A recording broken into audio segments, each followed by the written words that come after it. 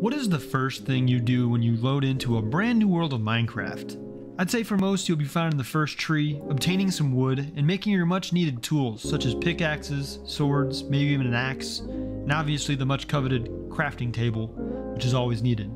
But what do you do after that? Well, in this video we're going to go over the ultimate survival guide in creating the perfect world for your Minecraft server. So if you haven't already, be sure to hit that like button, subscribe if you are brand new, and let's get started on this journey to how to start Minecraft. So first and foremost, there isn't one clear-cut way of starting Minecraft, but this is just a very simple guide as to what things you need to do. First of all, obtain as much food as you can, and if you have the opportunity, obtain as much sheep and wool as you can so you can go ahead and create that bed for your first night, because that's always the scariest. Now, I also recommend going ahead and building shelter. Now, you can do this a multitude of ways. You can build yourself a dirt shack like this. You can dig into a mountain, whatever you want to do. I'm not the greatest builder, so we're going to make this thing out of dirt for night number one, and we're going to do this thing properly for a brand new Minecraft world. As you can see, we ran out of dirt. Let's go ahead and use some wool as well. Doesn't matter, block counts as a block, right? So anyways, go ahead and put your crafting table down, make your bed, and let's go ahead and survive the first full night of Minecraft. So now once you've woken up from your first slumber, you're going to notice that you have a couple of annoying neighbors that are going to want to bother you, but you just got to wait for them to die. And then once you do so, let's go ahead and start exploring the world and figuring out our first real steps to surviving, which I think is always upgrading to stone materials.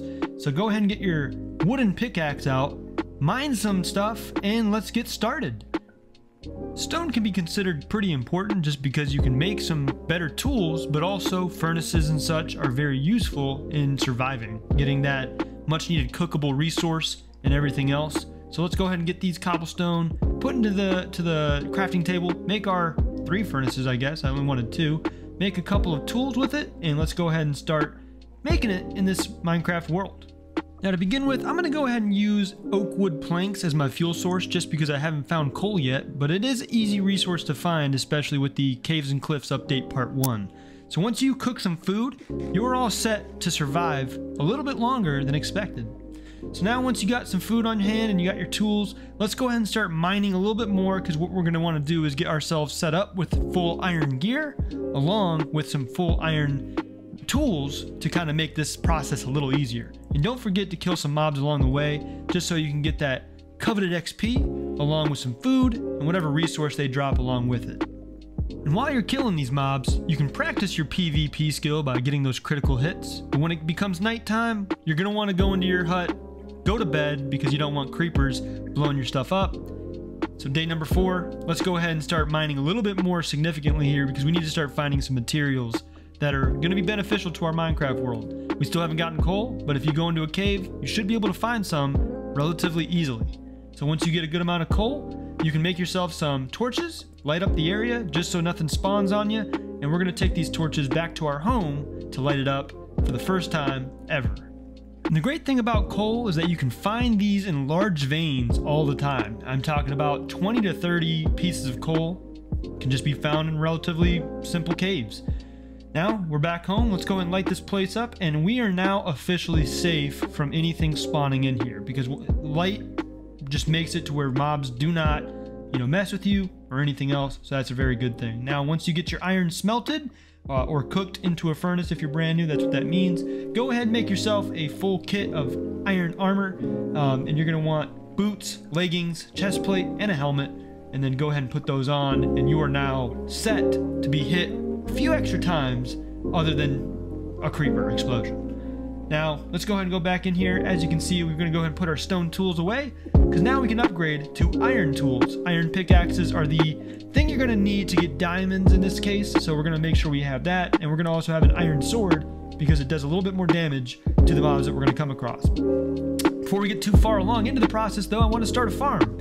So we're going to go ahead and put a water bucket into the earth like so, and then dig out 4 blocks each with a hoe, and we're going to make this just a small little farm area. Now it should go and hydrate on its own, and what that means is basically the dirt turns from a light color to a dark color, meaning it's fertile and ready to go to have seeds planted on it. So now all we got to do is go ahead and search the area for all these little pieces of straggle weeds or whatever else, and if you hit enough, you'll have some seeds pop out, which is good for us because we can go ahead and start harvesting some crops. After some time of growing, you can go ahead and see that all the wheat has grown fully. We can go ahead and harvest all of it and then just repeat the process until you have as much wheat as you can possibly handle. Now, this is a pretty tedious process and it takes some time, so don't think that's the only thing you have to focus on. While we get our wheat all situated, we're gonna go ahead and build ourselves a little stable. And with this, we're gonna go ahead and put pieces of carpet on top of a few of the fence posts, which just makes it a little bit easier to get in and out. Instead of having to go through the front gate, we can actually just jump on top of these and get in and out as we please, and the mobs cannot. So now you have to go find yourself some cows, sheep, whatever you want, and just kind of have them follow you. Instead of having a lead, which is a little rope that you can drag them by, you can just have them follow you by holding a piece of wheat in your hand, and they'll go right inside of your stable like so. Now we're going to go ahead and begin the breeding process by clicking on them with the wheat, feeding them, and that should spawn a baby. So our farm is started. Now, in the meantime, I'm gonna go ahead and get a door out because we're not savages here. We're gonna have a door for our house. I mean, we are in a mud hut, but that's another story. So next step in the process, we're gonna go ahead and start mining. We're gonna go ahead and start searching for rare resources such as diamonds, redstone, lapis lazuli, along with even obsidian, because that is all materials that we're gonna need eventually in our Minecraft world. Now, if you want to know what all these resources do and their functionality, we can cover that in a different video, but basically redstone is a powered device or a powered resource that helps make things automatic in your world. Lapis lazuli is used for enchantments. Diamonds are just awesome.